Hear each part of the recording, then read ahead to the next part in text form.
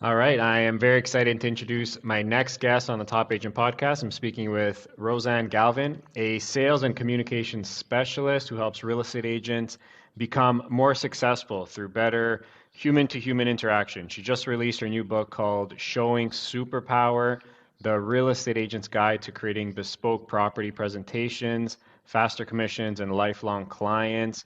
And she's here today to give everyone actionable tips that realtors can use today. So, Roseann, welcome to the Top Agent Podcast. Thank you, Costa. I'm so excited to be here and so excited to talk to your audience and you. Amazing, amazing. Glad to have you. So, if you don't mind, kick things off. Tell us a bit about yourself, your background, and how you got into just helping real estate agents. Sure. Well, it goes way, way, way back to the beginning, even before I existed, and that is my parents, who were immigrants, came here and didn't know what to do. They came to the United States, and my dad was actually into the the restaurant business, as many immigrants start. It's a good place to get your feet wet.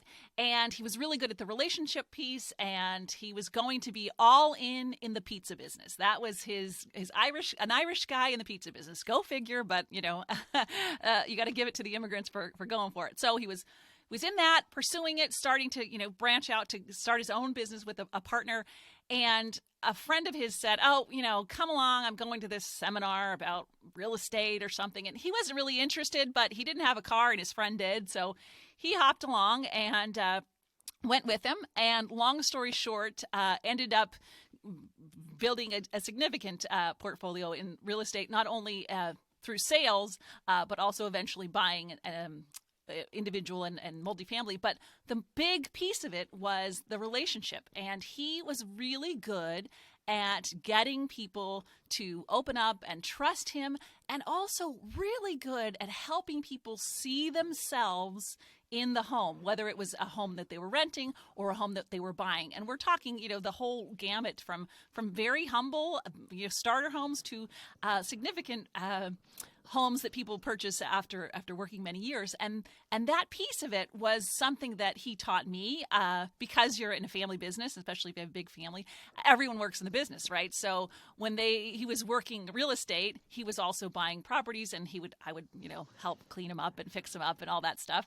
And early on, I started working in the leasing world. I worked as a leasing agent really early on, and I loved that piece of it because it was something that my dad and I shared, getting to know people, figuring out how the property you have is going to work for them. Because as you know well, Costa, one house is not the same thing for every person. So what is really interesting to me is figuring out who you're speaking to and really getting deep into them and how they would work with the property. So that's the disconnect I see a lot of people. Moving forward, how it goes. If you have a family business, usually you want to do anything but that family business. So that was my case. I went into communications and sales, and I have worked with a myriad of companies. I've worked with Apple Computer, Hewlett Packard, a lot of sales teams in a variety of industries, always going back to real estate and working with my dad's team and also friends of ours and other people, referrals. But the interesting thing is the relationship piece of it, and the building rapport and connecting the person with the product in real estate just blows my mind because people weren't doing it enough and effectively. I also have a really weird hobby, which is, how some people have those stickers on their car that says, "This car stops at all bingo games"? Well, I should have one that says, "This car stops at all open houses," because I love an open house. Anywhere, everywhere, I like to see properties. I like to see how agents interact. So I've seen them all over the country and around the world. When I go on vacation, I always I don't want to go to the timeshare because that's too much work. But I definitely want to check out the homes for sale. And in doing that, I've just seen so many times where I feel like, ooh, they missed an opportunity. There's people here. And I kind of want to go in and say, "Hey, go talk to them." Don't just say, "Hey, how are you? Nice to see you. Here's the flyer. Take a look around. Let me know if you have any questions." No, don't do that. But that is what a lot of agents, unfortunately, are doing around the world. So, thanks so much for sharing that. There's so much I want to dive into in more detail. But I'm very curious. So, you We spoke about this a little bit off the air. You go to open houses pretty much everywhere you go. Uh, you must have seen some very, unique open houses, I guess, different formats and different markets, I guess. But what would you say is the one that comes to mind, the biggest mistake that agents make at open houses? Well, the phrase "let me know if you have any questions" should be banished from every language. Because what happens is a lot of times, the agent is standing there, they're welcoming, "Hi, how are you? Nice to see you. Come on in, take a look around." They hand them the flyer and let me know if you have any questions. And now the prospect, because everybody who walks in the door is a prospect, maybe not today, but some point in the game, they're going to want to sell something. So everybody's a prospect.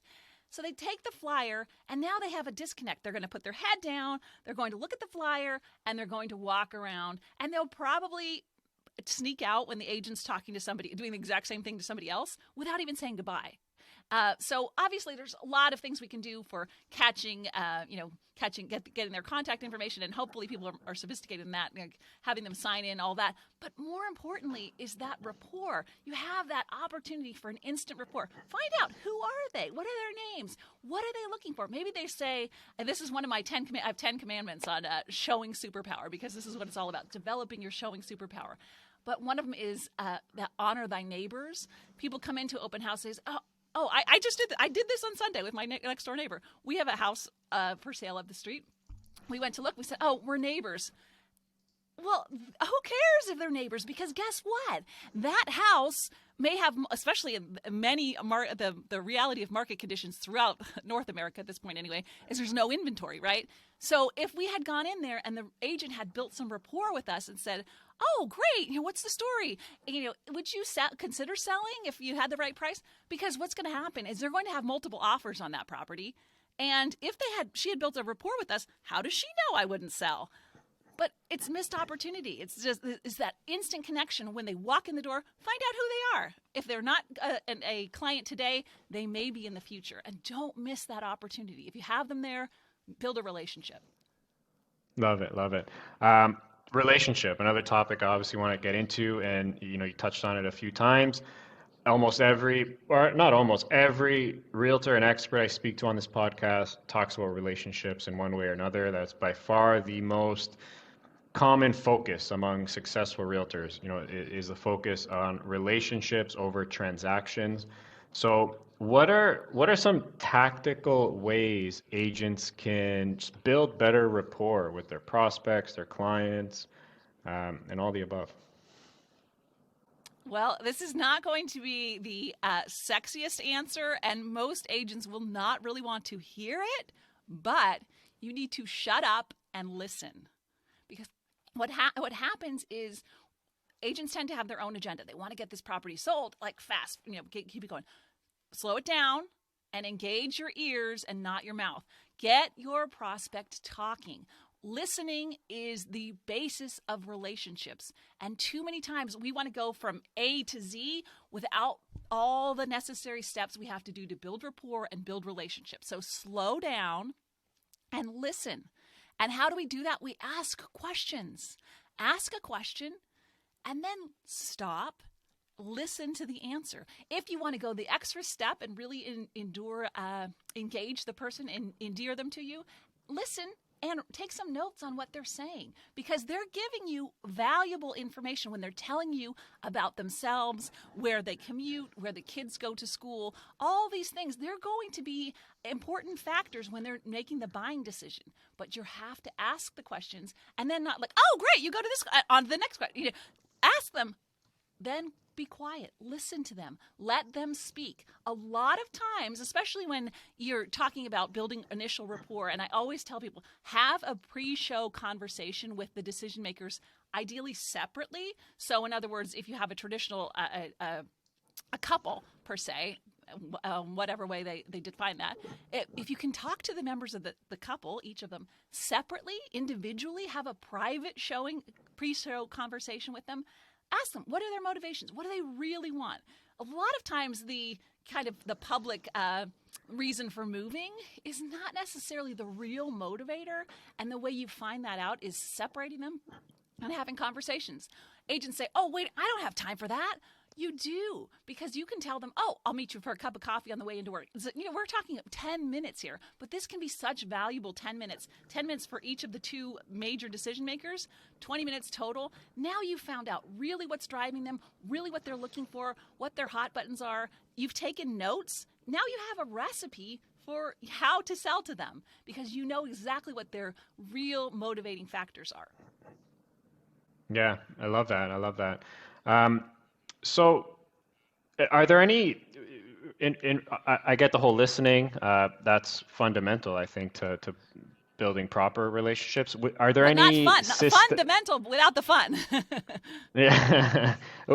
Do you have any examples of maybe, are there any systematic processes or ways agents can build relationships, or is your advice more on the tactical level when you're actually in front of the person?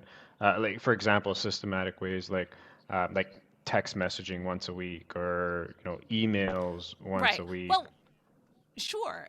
What I want you to think about is FaceTime is key.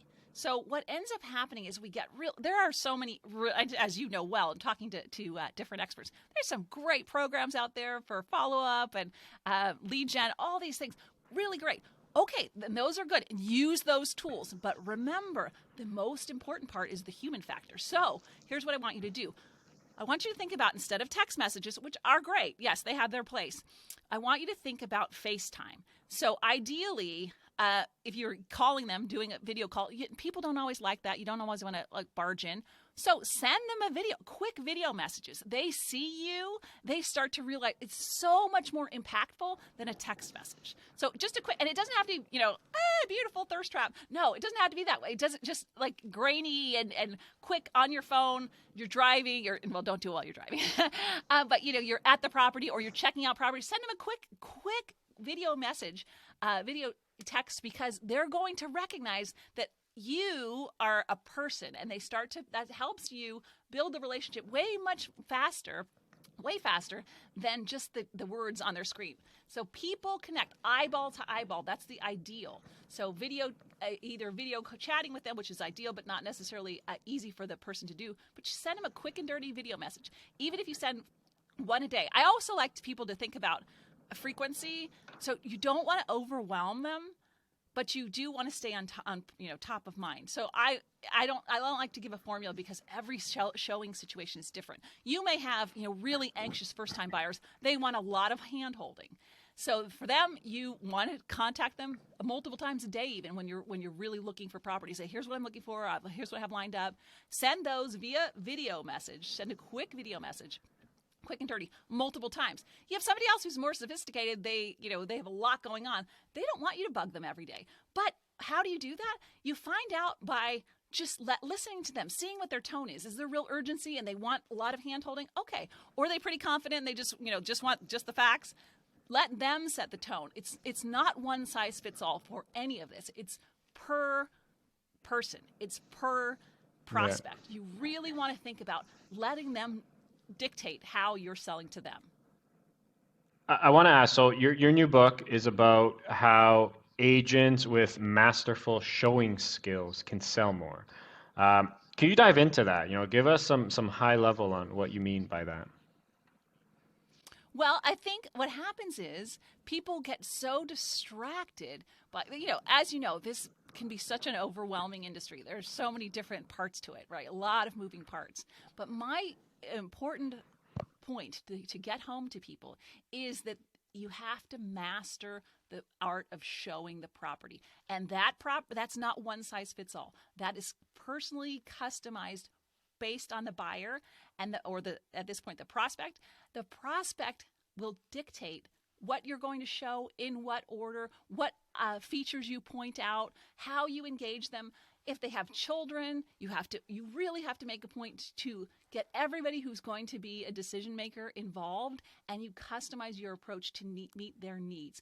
Then they start thinking, oh, wow, she really listens to me. This may not be the home that I like, but I'm on to the next one, and I feel like she understands or he understands what I'm looking for. What happens is we try to, it's a numbers game. So I have 3 showings today. Great. 10 showings this week. Perfect. No, stay focused.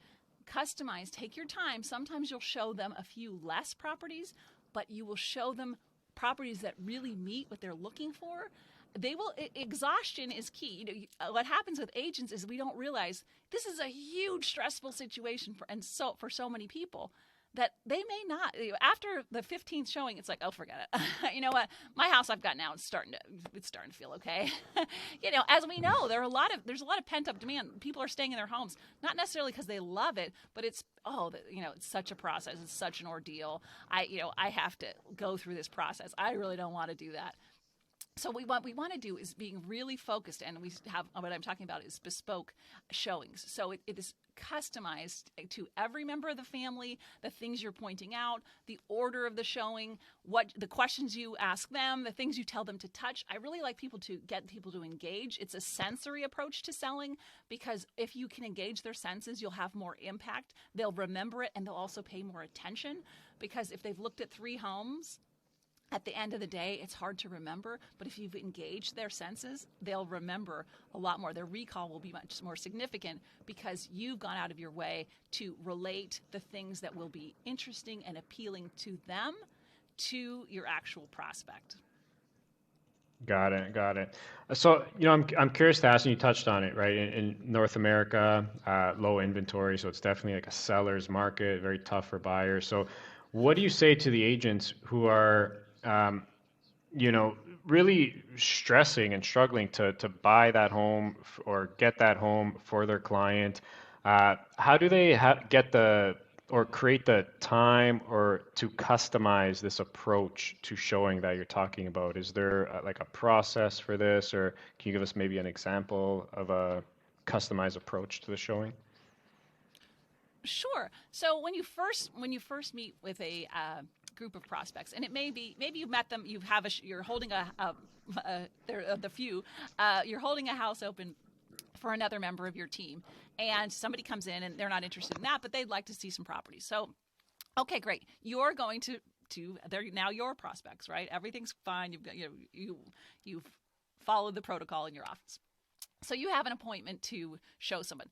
So the time that you invest before you actually take them out, that is going to pay dividends later, because you're going to be able to customize, first of all, what homes you show. Don't just show them everything. You have to think about, have writing everything down. Notes are key. Whether you keep it in, however you keep it, dictate on your computer, old-fashioned handwriting, whatever.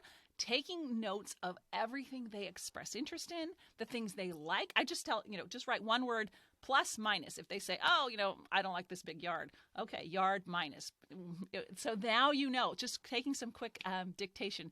So you've taken notes and you're really listening to what they're saying. And the key, which I really emphasize, is try to get the decision makers separately to have that conversation with you. And even do something, I tell people, they say, all of my prospects are so busy. Great. Well, do they jog or do they go for a walk? Go with them on their walk and ask them. Say, this is going to take us 20 minutes, 15 minutes. Really deep dive into what they're looking for and taking notes of that. Then going back and looking at the sparse inventory, right? And you might have to do some serious homework to find what's going to be the closest match. Don't just show them things for the sake of showing them things, because that's exhausting. It's exhausting to them and it's exhausting to you. And mentally, it gets them confused. Now they start, they see, you show them 4 homes that are not really what they want. Guess what? Now they want this unicorn of a home that has this, this, and this from those 4 homes. They hated everything else about them, but there was one. Don't do that. Now you're getting this chaos in the mind of your prospect. You want to stay focused, paying attention, so you're ready to pounce exactly when you find that home. And now you're going to go over there. You're going to preview it yourself before you show them. Plan your route. Show them according to the things that they're interested in, not the usual things. This is the part that we mistake. We think, everybody's really interested in the kitchen. Guess what? Not everybody's really interested in the kitchen.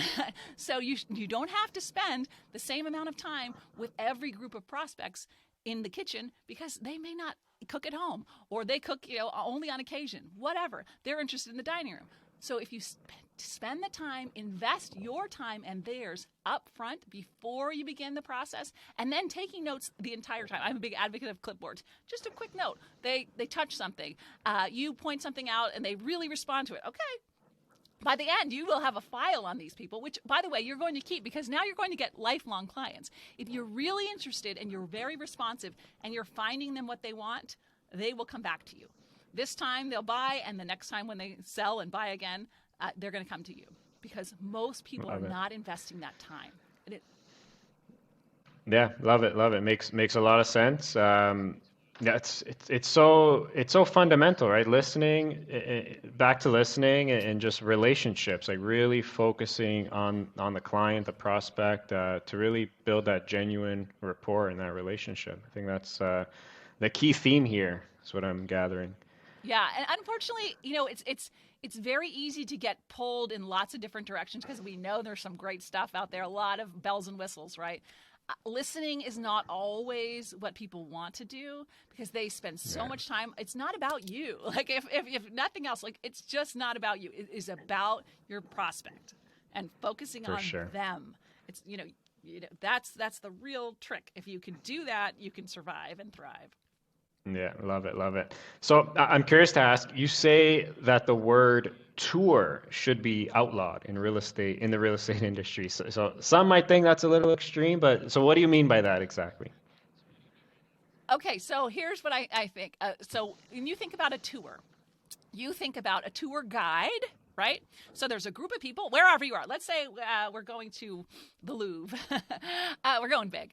So we're going to the Louvre, and there's a tour. There's going to be a tour guide who knows everything, right? Full of information, knows the backstory and all these different areas and pieces of art, all the great stories, right? They're a font of information. Great.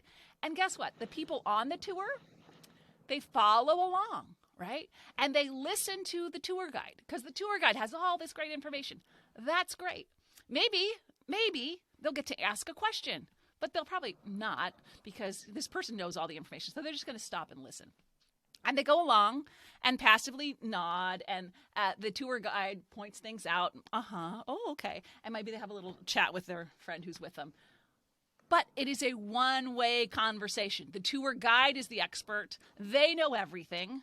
And the people who are attending the tour are just sort of along for the ride. And sometimes you get a great tour guide who's going to tell you personal stories and make it interesting and fun. And most of the time you're going to get a tour guide who you feel like, wow, clearly they have done this tour every day for the last 10 years because it's autopilot, right? They go along, here we have this, and here you have this, and here you have this.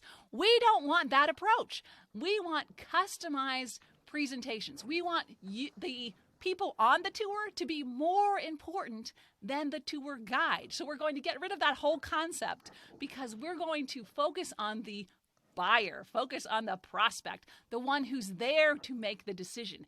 Everything that you're showing relates to them, how their life would be in this property. It's not about you. The stress in a lot of ways is off of you because you need to focus on them. And they're the ones. So you're not touring, you're showing. And you're showing and engaging. You're getting them, look at this custom fireplace. Feel the mantle.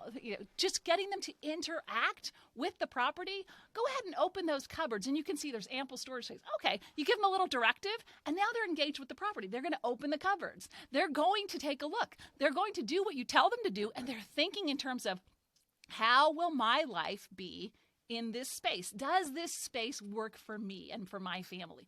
Now they're engaged. You're no longer the expert. They're in charge. Everything is bespoke. It is totally customized to the wants, needs, desires of the people that are in front of you. And that's the individual people, the prospects. You're not showing the same home the same way ever because you don't have, people's needs are different. They want different things. And you've done your homework in advance to customize it and make it all about them. Makes sense. No more tours. Make it bespoke. No more tours. Get rid of Love that. I even have a sticker. Oh, there we go. I'll show you my sticker. No tours. Get rid of them. Yeah, actually, I have never a sticker. Again. Nice. You're not a tour guide. You don't go on a tour. You don't take people on tours. Nice. You show and you relate everything to them. Love it, love it. So touched on it a bit. So a lot of markets right now, again, across North America, really hot seller markets, especially, markets like mine, probably yours as well. I'm in Toronto, is where my home base is from. And you got many homes with like dozens of offers, making it very difficult for buyers. So what are some ways agents can help buyers find their homes faster and just shorten that sales cycle, which can often be very stressful for buyers and agents? Right. Well, I think what the first part of it, which is this, I'll take the last part first, which is the stress part of it. You you need to be really transparent and honest with your prospects. You need them to understand the entire process. So you have to be realistic about the current market conditions, the lack of inventory, what they're going to be up against, that there will be multiple offers, the terms, they're looking for a fast close, all of those. You need to disclose that. What happens is agents feel like, ooh, I know it's going to be tough, but like, I just want this, especially newer agents. I just want to, make a sale. So I'm just going to try to, plow through. And that's not going to build that rapport and that trust with your client when they get rejected for the fourth time. If, on the other hand, you start out by saying, okay, here's the conditions. This is what we're up against, right? Then they're more inclined to, okay, you warned me and this is it and we're here. What I want you to think about too is being really clear on having your client tell you geographically where they're looking. So if they like a certain neighborhood, if they want to be, near somebody's work or near a certain school, narrow that down and think about really talking to the neighbors. If you go to you miss out, always talk to the neighbors around the house, around there. If you put an offer on a listing and you say, hey, I have a client. We were in there. We had an offer. There were multiple offers. Do you have any interest in selling? So talking to the neighbors privately, not with the person there, will help you find those listings where people are like, oh, I'm kind of on the fence about it. I could sell. I might sell. So being really clear with them in advance and also being strategic about the neighborhoods and really working neighborhoods. Sometimes you can find that one where they think, well, I was going to sell next year, but wow, how could I pass this up? Or, we may be moving in the future. So thinking about that. But the hard part is that right now, you have to really get your prospects to understand that this is not always the case, but it's what we're dealing with now. And the way we do that is we're prepared. They can find out exactly what they're qualified for, so they can move quickly. Because right now, the way to make it work is to be able to pounce on things. So as soon as it comes out. Also, if you have a network and a lot of other realtors in your industry, you'll find out about properties that are coming on sooner and be able to get your prospects in the door quicker. And because you've educated them on what it's going to take to actually purchase something in this market, they'll be ready to move. Yeah, makes sense. Very practical advice for sure. So if you had to sum this all up and give one piece of advice to an agent that's trying to just level up, or even a new agent that's getting into the game, what would that one piece of advice be? Ooh. Okay, the one piece of advice is to get your prospect to mentally move in to the home. And that means when you go to show a property, and it might, they have these amazing staging now, right? Where it's so tempting to open the door like, wow. And the prospect gets so distracted, like, oh my gosh, I love this art. I love how they decorated. Well, we don't want that. No. You want your prospect to mentally move their own stuff in there. So you are facilitating, imagine your dining set in this dining room. Imagine you have what size bed do you have? Oh, you have a king size bed. Oh, imagine the king size bed in the primary. There's tons of light coming in, plenty of room for a desk over there. Whatever it is, whatever your prospect has, you want them to see themselves in the home, because we don't want to go look at lovely homes. We want to find a home for your prospect. The way to do that is by mentally getting them to see themselves in the space. I really like that. That's actually good. I never heard that one before, but yeah, even, like if a client has like a really unique portrait in their living room. It's like, oh, this space would look perfect with that, portrait right there. Right. So that's I like that. Yeah. Just to get them, Um, their stuff. Everything is yeah. including to them. Everything for them. Yeah. Love it. Love it. Um, Roseanna, I do want to be mindful of your time. I do like to wrap up each conversation with what I call the top three, some heavy hitting questions. You ready? Okay, bring it. I'm ready. All right. I'm kidding. Number one, the most impactful book you've read. Ooh, The Seven Habits of Highly Effective People by Stephen Covey. Classic. That, Yeah. Love it. I love. I'm a reader. I love books, but that's the one most like. If you can get that stuff down, everything's Nice. easy to Okay. You know read. what? Since you're a reader, what's your second?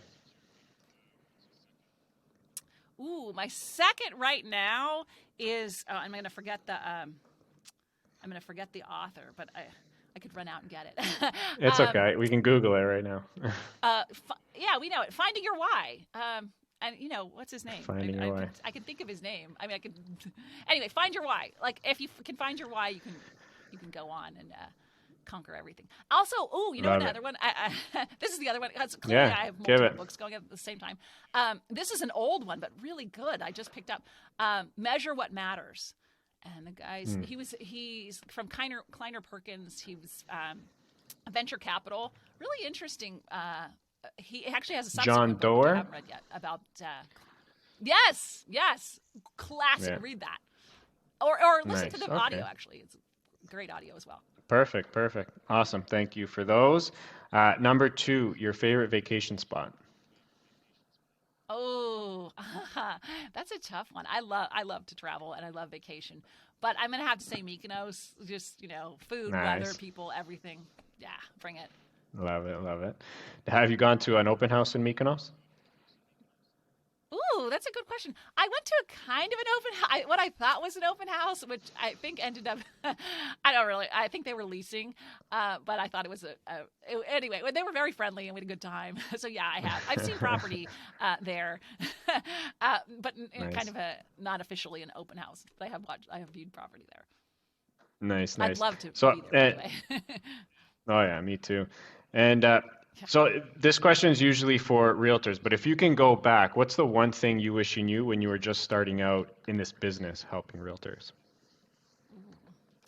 The one thing I wish I knew.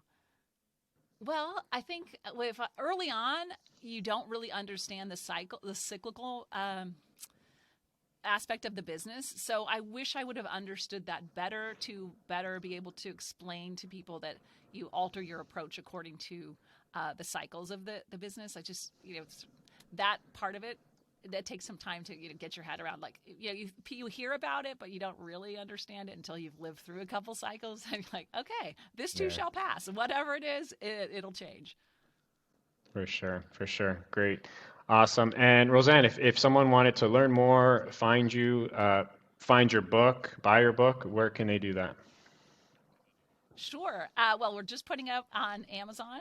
So Roseann Galvan, and it's showing Superpower. We also probably by the time this recording is up, this podcast is posted, we have the audio, the ebook, and the print book. So it's showing Superpower, Roseann Galvan. And Amazing. Yeah, consume all of it. we'll link that for sure, for sure. We'll definitely link that. Roseanne, thank you so much. Really do appreciate the time.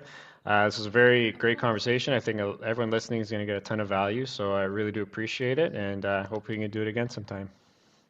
Great. I appreciate it. Thanks for your time, Costa, and keep up the good work. Thank you so much. Take care.